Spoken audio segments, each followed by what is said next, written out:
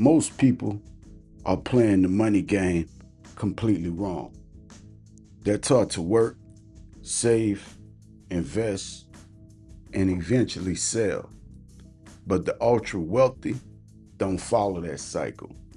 They follow a completely different system, one that allows them to access money, grow wealth, and minimize taxes at the same time. It's often summarized in 3 words: buy, borrow, die. This ain't no conspiracy. This is a strategy used at the highest levels of wealth. And once you understand it, your entire perspective on money changes. Let's break it down step by step, right? First, buy. The wealthy focuses on acquiring assets, not liabilities, not things that lose value. Assets. That includes stocks, real estate, private businesses, intellectual property, and even things like fine art. Why? Because assets do one thing consistently over time: they appreciate.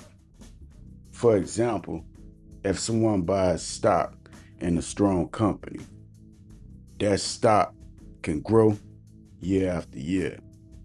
If they buy real estate in a growing market, that property can increase in value while also generating income. So instead of working for money, they put themselves in a position for money to work for them. Now, here's where it gets different from the average person. Most people invest, then sell when they need cash. That's where they lose.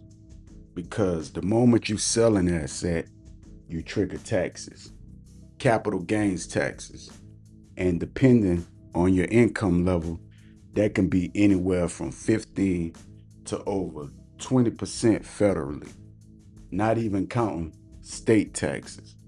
So every time you sell, you're giving away a portion of your wealth. The ultra rich avoid this. They don't sell, they hold. Which brings us to step 2, right? Borrow. Instead of selling assets to access cash, they borrow against them. Let's say someone owns 5 million in stocks. It can go to the bank or financial institution and take out a loan using those stocks as collateral. This is called a securities backed line of credit. The bank is willing to lend because the assets reduce their risk. Now, here's the key advantage: the money they borrow is not considered income, which means it's not taxed. So instead of selling stock and paying capital gains taxes, they borrow against the stock and get cash tax free. Now, think about the scale of this, right?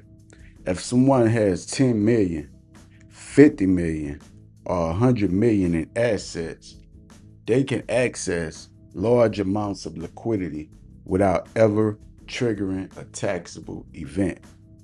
That's how they fund their lifestyle. That's how they buy homes, cars, invest in new deals, or expand businesses. And it gets even more strategic, right? Because of many of these loans come with a relatively low interest rate compared to the long-term growth of the assets. So if their portfolio is growing at, say, 7% to 10% annually, and they're borrowing at 3 to 5%, they're still ahead. Their wealth continues to grow. While they're using borrowed money to live, now you might be thinking, what happens if the markets drop, right? That's a real risk. And it's called the margin call. If the value of the assets fall too much, the bank can require repayment or liquidation. But the ultra wealthy manage the risk by diversifying the assets, not over leveraging, working with private banks, and structuring loans conservatively, right? So while there is risk, it's calculated and managed. Now, let's move to final step, right? You die. Everybody has to, right? This is where the long-term advantage really shows up. When a person passes away, their assets are transferred to their heirs. And under current U.S. tax law, those assets often receive what's called a step up in basis. Here's what that means in simple terms. Let's say someone bought stock for 1 million. Over time, it grew to 10 million. If they sold that stock while alive, they'd owe capital gains taxes on the 9 million profit. But if they hold it until death, the cost basis resets to the current market value. So the heirs now inherit the asset at 10 million. If they sell it immediately, there may be little to no capital gains tax owed. That's a massive advantage. Decades of gains, potentially never taxed. That's how wealth is preserved across generations. That's how families stay wealthy, not just through income, but through structure. Now let's zoom out a bit, right? Because this isn't just about the ultra rich, it's about understanding the system. Most people are taught to focus on income, but income is the most heavily taxed form of money. The wealthy focus on assets because assets give them options, control, leverage, and tax efficiency. Now, can the average person use this strategy? Not at the same level, but the principles still apply. Instead of constantly selling your investments, you can focus on building a base of assets first. Instead of upgrading liabilities, you prioritize ownership. Instead of thinking short term, you think in decades. And as your asset base grows, you gain more flexibility, more leverage, more control over your financial life.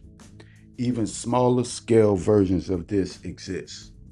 Home equity lines of credit, investment backed loans, business credit lines, different tools, same concept. Access liquidity without triggering taxes. But let's be clear, this isn't a shortcut. This is a long-term system. It requires discipline, patience, and strategy.